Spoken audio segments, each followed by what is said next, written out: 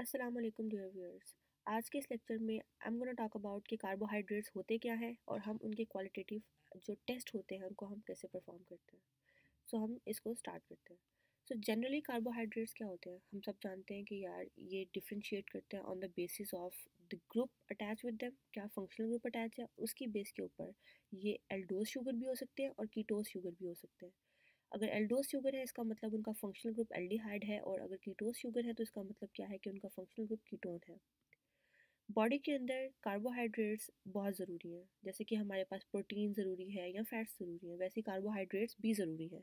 और हमारी बॉडी इसको ग्लूकोज में कन्वर्ट करती है, और ग्लूकोज तो आप सबको ही पता है कि हमारी बॉडी का एक मेजर कंपोनेंट है जो जो हमारी बॉडी यूज़ करती है एटीपी बनाने के लिए।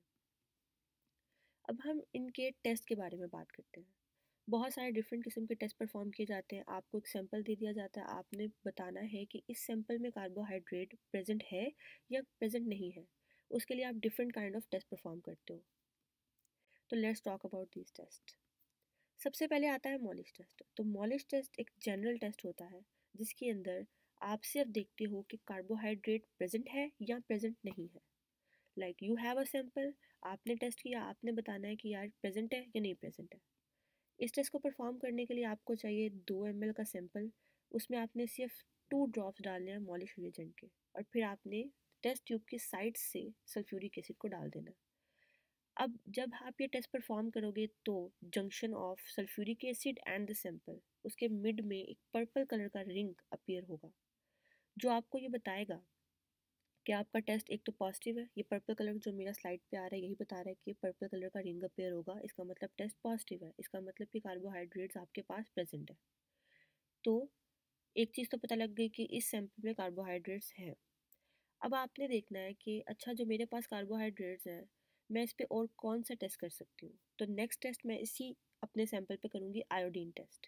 अब आयोडीन टेस्ट क्या करेगा, ये डिफ्रेंशिएट करेगा कि मेरे पास जो सैंपल है इसमें स्टार्च है या स्टार्च के अलावा कोई और कार्बोहाइड्रेट है।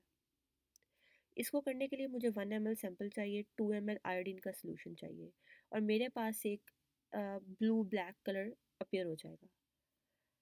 तो अगर ऐसा कलर अपेयर होता है तो मेरा टेस्ट पॉजिटिव है, इसका मतलब मेरा सैंपल स्टार्च है। तो मैंने अपना काम यही ख़त्म कर दिया कि मेरा जो सैंपल है वो स्टार्च है, रिजल्ट तो आ गया।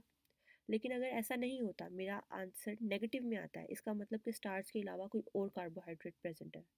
अब मैं इसके ऊपर एक और टेस्ट करती हूँ, बेनेडिक्ट टेस्ट। बेनेडिक्ट टेस्ट को परफॉर्म करने के लिए आपको क्या चाहिए, 1 ml सैंपल, 2 ml उसका बेनेडिक्ट रिएजेंट चाहिए, और उसको इसके साथ में हमने हीट करना है। सही है। अब बेनेडिक्ट टेस्ट भी पॉजिटिव होगा या नेगेटिव होगा, राइट। अगर वो नेगेटिव है तो इसका मतलब कि आपके पास कार्बोहाइड्रेट्स जो है वो नॉन रिड्यूसिंग शुगर है, और अगर वो पॉजिटिव है तो इसका मतलब रिड्यूसिंग शुगर है। पॉजिटिव में कलर अपेयर होगा। बेनेडिक्ट टेस्ट करने के बाद अगर ब्रिक रेड कलर आता है तो इसका मतलब तुम्हारा टेस्ट पॉजिटिव है, और अगर कलर नहीं आता तो नेगेटिव है।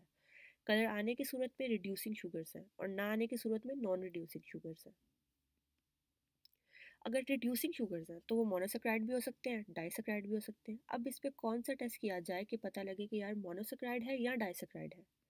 मोनोसेक्राइड के लिए और डाइसेक्राइड के लिए डिफ्रेंशिएट करने के लिए हम यूज़ करते हैं बारफोर्ड टेस्ट। बारफोर्ड टेस्ट को करने के लिए हमें 1 ml सैंपल चाहिए, 1 ड्रॉप बारफोर्ड रिएजेंट चाहिए, उसको हीट करना है और उसके साथ उसको कूल कर देना है। नाउ डाइसेक्राइड के केस के अंदर कलर अपेयर नहीं हो रहा, ब्रिक रेड कलर आता है इसमें भी, लेकिन डाइसेक्राइड के केस में कलर अपेयर नहीं हो रहा। और अगर हमारा पॉजिटिव टेस्ट आता है तो हमारे पास मोनोसेक्राइड है, हमारे पास ब्रिक रेड कलर अपेयर हो रहा है। अब मोनोसेक्राइड के अंदर फर्दर कौन सा है, ग्लूकोज है या फ्रक्टोज है, इसको डिफ्रेंशिएट करने के लिए हमने करना है इसके ऊपर सेल्विनॉफ टेस्ट। सेल्विनॉफ टेस्ट जो है वो भी इसी तरह करेंगे, हम सैंपल लेंगे 1 ml का, उसमें हम जो है 2 ml सेल्विनॉफ रिएजेंट डालेंगे और देखेंगे कि टेस्ट पॉजिटिव है या नेगेटिव है। अगर टेस्ट पॉजिटिव आता है तो कलर अपेयर हो रहा है, और कलर अपेयर होने की सूरत में इट इज़ पॉजिटिव, और हमारे पास जो है वो कीटोनिक ग्रुप प्रेजेंट है, मतलब फ्रक्टोज प्रेजेंट है। और अगर टेस्ट के अंदर कलर अपेयर नहीं हो रहा और हमारा टेस्ट नेगेटिव है तो हमारे पास एल्डोज शुगर है, मतलब कि ग्लूकोज है। अगर आपको मेरी जो है समझ आया है लेक्चर तो काइंडली मेरे चैनल को सब्सक्राइब करें। Thank you.